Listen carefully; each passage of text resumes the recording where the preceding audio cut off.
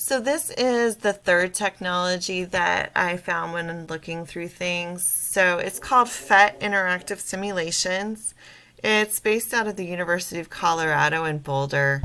And so this is interactive science. So I teach high school chemistry, but you can use it for more than just that. So there's physics, there's chemistry, math, earth science, and then over here it's more biology.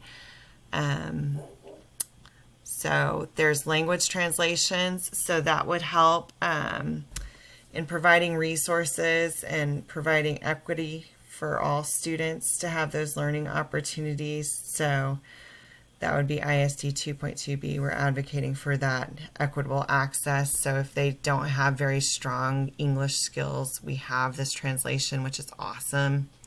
There's teacher submitted lessons, and there's 159 active simulations. So I'm going to go ahead and choose chemistry because that's what I'm going to use it for. And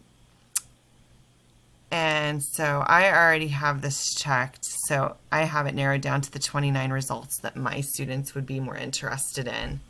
So it has a wide range, as you can see here. It talks about polarity, Coombs law, atomic interactions, Rutherford. There's lots of chemistry, and I'm so excited that I found this.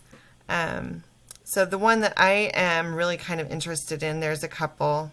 So there was the building a molecule, and then the other one that I like here is building an atom. So the building an atom has the entire periodic table that they can explore and try to build their own atom with their protons, neutrons, and electrons.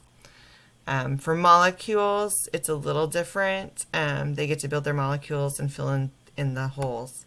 So I'm going to take you into that one because it's new.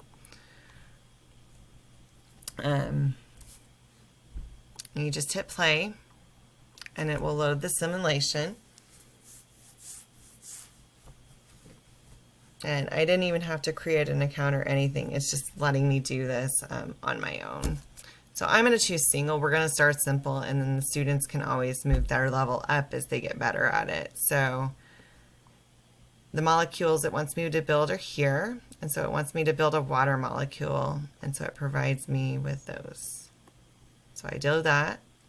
If I click this 3D button, it'll let me see my water molecule in 3D motion. If I click over here, it lets me see it bonded in the ball and stick, as opposed to the bubble.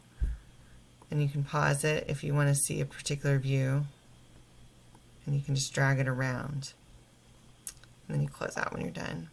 So then you move it over here. And then when you're ready to go to your next set, you go to your next set like this.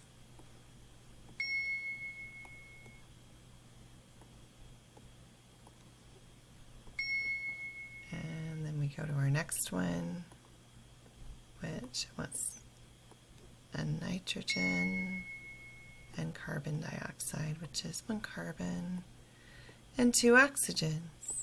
Yay!